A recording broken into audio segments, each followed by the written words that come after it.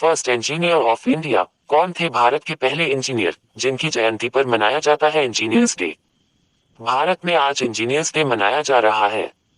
पहली बार साल 1968 में भारत सरकार की तरफ से इंजीनियर्स डे मनाने का ऐलान किया गया था। लेकिन क्या आप जानते हैं कि भारत के पहले इंजीनियर कौन थे? अगर नहीं तो यहाँ जाने इस दिन से जुड़ी हर जानकारी करियर डेस्क। 15 सितंबर को हर साल engineers day national engineers day 2022 मनाया जाता है।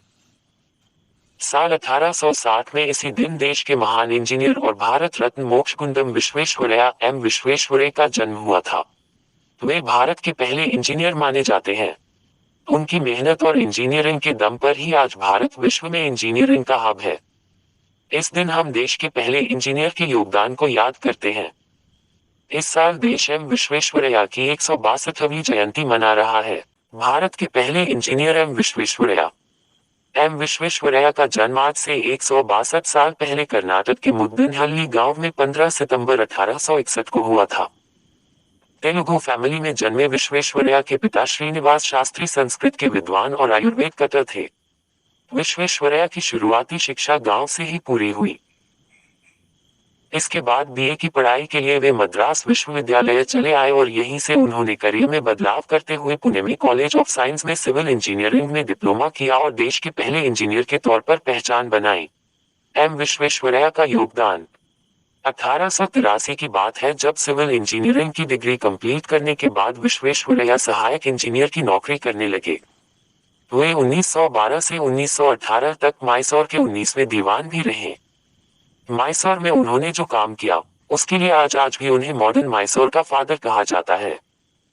विश्वेश्वरैया ने उस वक्त मैसूर सरकार के साथ मिलकर वहां के विकास में काफी योगदान दिया। कई फैक्ट्रियां और शैक्षणिक संस्थानों की स्थापना में अपना अहम योगदान दिया।